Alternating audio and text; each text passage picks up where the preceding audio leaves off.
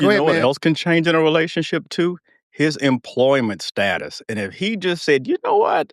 My employment status has changed and I'm okay with that. I'm good being unemployed. She's going to have a problem with that.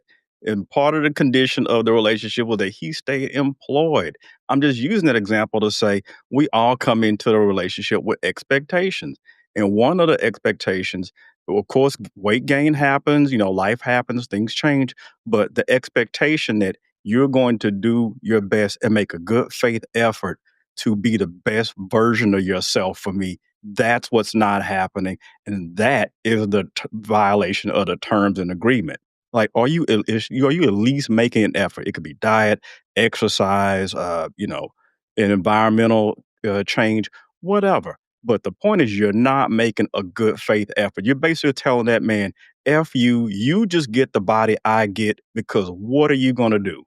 You have no recourse. You're kind of holding the guy hostage and leaving him with a gummy worm. And I think that's not cool. And if it were the other way around, women would have an issue with it and they should. And that's my take. Yes, you know what, Delvin? Thank you, right? Because I was listening to the other two people. Well, no, Jay made some sense too, but not really. And S&M certainly didn't make any sense. You know what I mean? But I mean, she already prefaced it by emotional ears. I'm a woman, blah blah blah. So I mean, what are we to expect? There's that But listening piece. There we go. I mean, listen, I'm just recounting what you did. I'm being held to account. You said, "Oh, listen here, emotional ears." So I'm like, okay, you're right. Because what you said made absolutely very little sense. And let me tell you why. It made sense for womenese. And let me tell you why. Because Delvin's absolutely right. Right. Like, I think what's not stressed enough is the violation that has happened multiple times. It's like, I think women need to hear this. By the time he cheats, you better hope that's all he did, right? Because the amount of times you violated that man and he had to take it silently, you know what I'm saying? Hopefully he cheats in a way that he's trying to keep it from you because it shows he still cares. Right? If he is, she is just indiscriminately, the relationship is the walking dead. Okay. That's how men break up sometimes. We just get real reckless and hope that you have the courage to end the relationship. And once again, y'all ask why women file for divorce.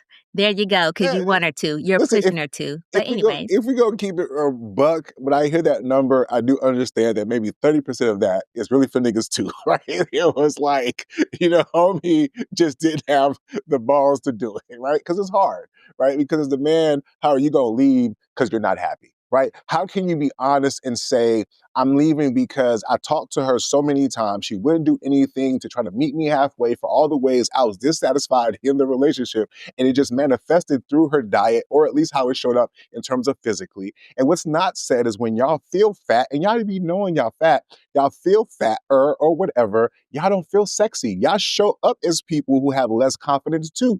It'd be one thing if you gained the weight and you still showed up as the bouncy bitch that was jumping off the dresser, but you don't. You show up as the frumpy bitch who's mad at the world sometimes, low-key trying to blame me for the fact that you don't have the discipline to get your shit together when it comes to maintaining your weight, right? Let's stop playing these fucking games. The reason why that video was a fucking skit is because most men do not have the gumption or whatever verb or word you want to use to be that brutally honest with the person he loves. Why? Because sometimes women use their emotional frailty as a safeguard from honesty sometimes. And so, yes, how is that man supposed to navigate this minefield of your emotions, all your excuses, your hormones, and all the litany of things that S&M mentioned in regards to the fact that you're not doing one single fucking thing to address the problem? Right? If it was that, most men would understand, okay, you're having hormonal issues. If it was something, okay, cool, you got us. But there's a lot of y'all that ain't got no other issues but just laziness and not giving a fuckness. Or maybe have mild depression. If that's the case, let's talk about it. You know what I mean? If you need some counseling, that's cool too. But like, come on, man. Because I feel like sometimes y'all be emotional and holding that shit hostage on a nigga like Delvin said. Okay? Which brings me to my final point on this particular point. Okay? Hey, listen, sometimes cheating is your best option, my guy. I hate to be that guy, but I'm tired of y'all niggas lying on these goddamn podcasts. Fuck it. Okay? I'm gonna tell you why. Okay? Because that man could be at his wit's end. Jay talk about, oh, you could just leave, you could. No, he can't.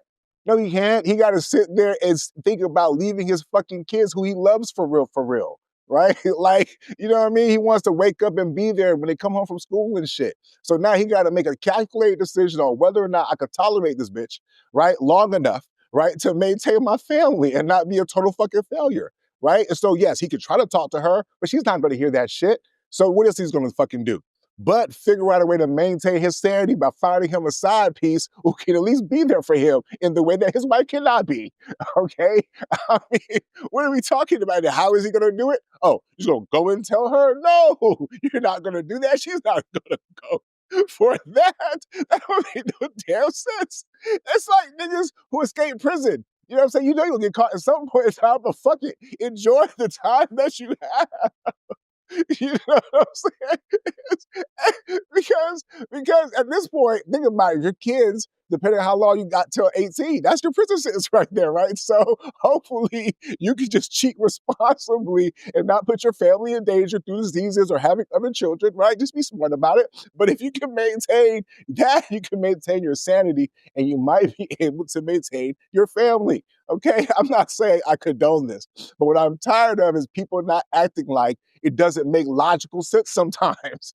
You know what I'm saying? It does. Because if you get to keep your family and you get to stay home with your kids and maintain your relationship, and what you gotta do is find a chick who's cool with that you can get your fuck on every now and then. I mean, come on. I mean, what's your other options? Leave or suffer silently? I mean, come on, man. So we appreciate that truth that you putting out here in the, what I'm going to call it, Ethernet for now.